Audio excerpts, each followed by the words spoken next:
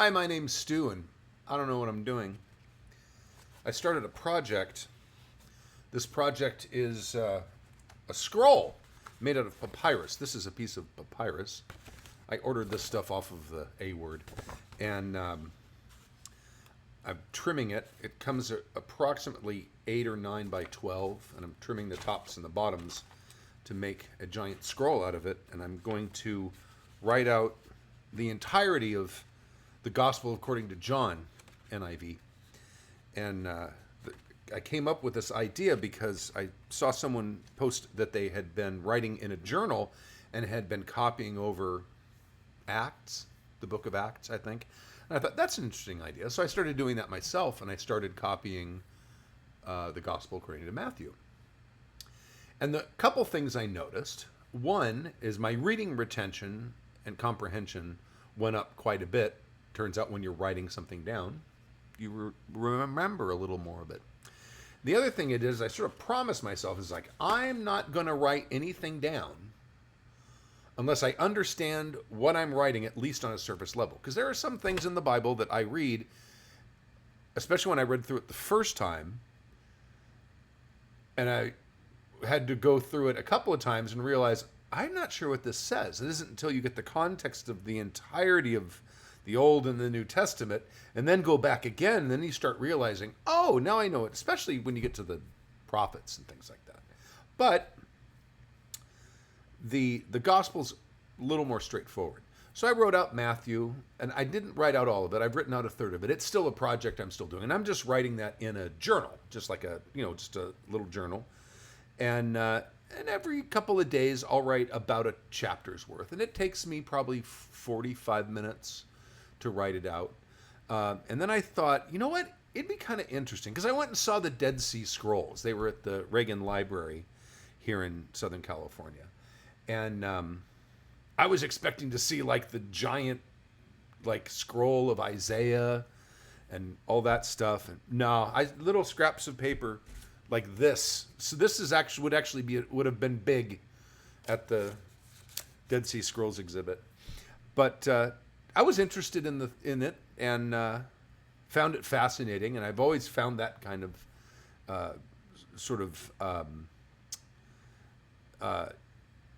academic endeavor into that very interesting. And so I decided, I think I'm going to try to make a papyrus scroll. And I was looking at a couple other possible ways to make a scroll, and I was looking for something durable, because I found a couple of papers that came on rolls that I could put together, but they were thin. They were like less than 20 weight paper. They were, and I was afraid it's going to tear, and then I've got a scroll that's messed up. So I'm like, I wonder if I could do this on papyrus. So I had a little papyrus left over from a role-playing game project I did, which was a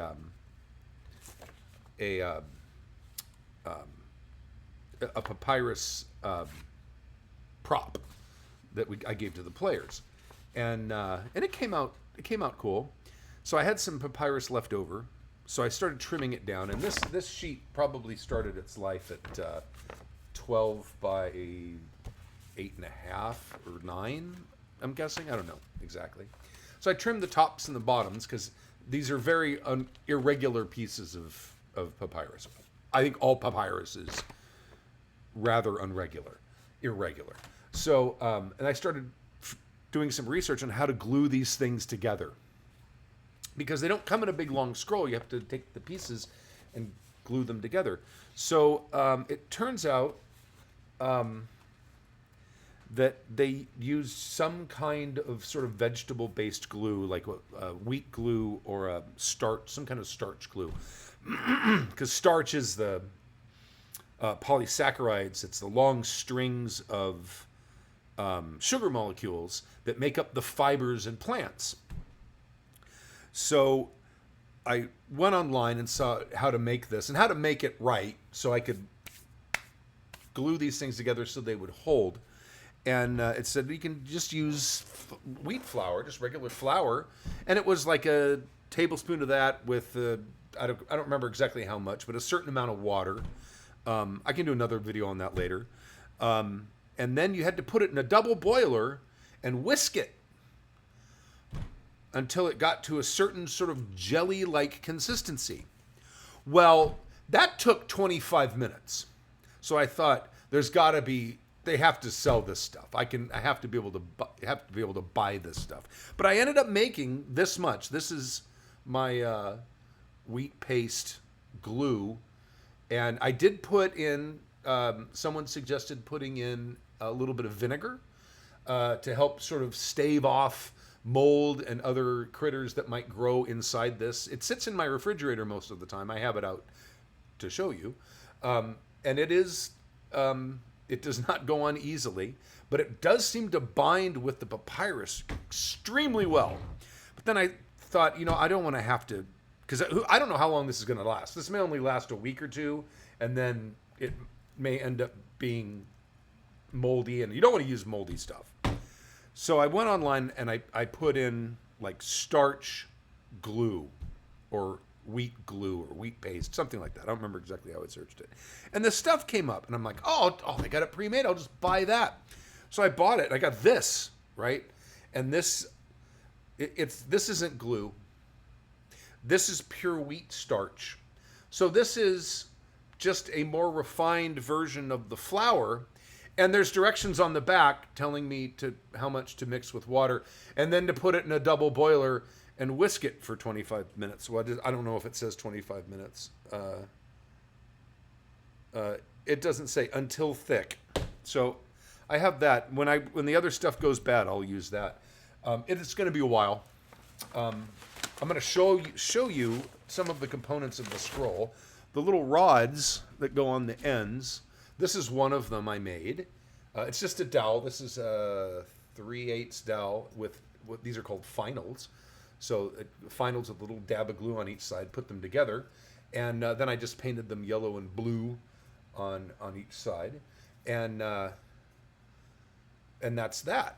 So and I have plenty of those because they were in multi-packs, of course. So I have many of them. And then on the other end of it, I'm going to unscrolling the scroll right now. I'll show you the scroll in its entirety in a little bit. But you can see I have it here. And what I did is I sort of folded it over and glued it, and then rolled it and glued a little more and rolled and glued a little more until I had about half of the first sheet, because the sheet actually ends about here. So this is like half of the sheet. So about half of the sheet is rolled up here with a great deal of glue. And this thing holds. It ain't ever coming apart. And this is actually my first seam here between the first page and the second full page. And again, you just apply some glue at one end and on one edge and on the inner edge on the other side, and laid it flat on a work mat, and then sort of pounded it with a wooden mallet to sort of work the glue into the stuff. Now, once you do this, of course, it's sort of saturated with this kind of glue, so you have to let it like dry really thoroughly. It's summer and it's Southern California, so it's 100 degrees outside right now in July, so it works out pretty well. But and you can see then there's a second one here where it joined in, and there's a third one here where it joined in, and a fourth one here where it joined in, a fifth one here where it joined in, the fifth one here where it joins in. This much here. That's one chapter. That's one chapter of the Gospel of John. One chapter. One chapter. This is going to take me 67 and a half pages of papyrus. I'm going to have to buy more. I calculated, I've made a TikTok, and I calculated the length at 45 feet. It's probably not. I think it's going to come in a little shorter than that. My guess it's going to come in around 39 feet, because I wasn't allowing for the fact that there's a little bit of overlap.